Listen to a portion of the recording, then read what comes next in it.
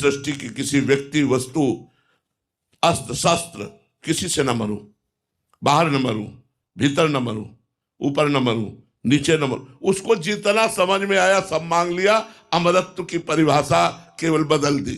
ब्रह्मा जी को देना पड़ा तथास्तु। क्यों देना पड़ा? क्योंकि उसके पास तप है। अब उसने जो आतंक मचाया तो भगवान ने ऐसा रूप धारण किया, न नर न सिंह, नरसिंह, न दिन न रात, संध्या, न बाहर न भीतर, डेहरी में फाड़ के फेंक दिया भगवान ने। तो तप में इतनी बड़ी ताकत है कि ना चाहते हुए भी भगवान को देना पड़ेगा। अब हम लोग तपस्या परायण है नहीं, हम लोग भजन परायण है नहीं, हम लोग सत्य के मार्ग में चल नहीं रहे, मनमानी आचरण कर रहे और चाहते हैं उत्तम फल, तो कैसे प्राप्त हो जाएगा? ड्रामेबाजी, पाखंडबाजी से उत्तम पद की प्राप्ति नहीं होती। सत्य का अनुष्ठान करने, ड्रामा थोड़े दिन चल सकता है भैया, थोड़े दिन, लेकिन पूर्ण आपको सुख नहीं प्रदान कर सकता। पूर्ण सुख भगवान की शुद्ध शरणागति में ही है, भगवान के भजन में ही है। अब जैसे भगवान ब्रह्मा जी ने करदम जी को आदेश किया, जाओ सृष्टि रचना करो, तो सृष्टि रचना के लिए स्त्री चाहिए।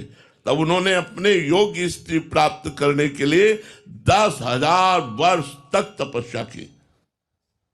तब आदि सम्राट महाराज मनु की साक्षात दिव्य देवी स्वरूपा जो देहूति जी प्राप्त हुई, जिनसे भगवान कपिल देव जी का अवतार हुआ।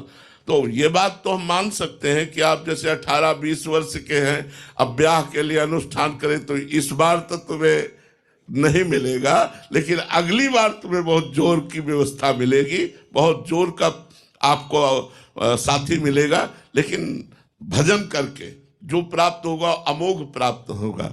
श्री विद्यारण्य सरस्वती नाम के एक महापुरुष हुए, तो वो जब थोड़ा सा होश में आए तो उनका यज्ञोपवीत संस्कार हुआ। तो उनके माता पिता बहुत गरीब थे, तो उन्होंने गायत्री जी का अनुष्ठान किया। 24 लाख मंत्र जप का एक पुरस्चरण होता है।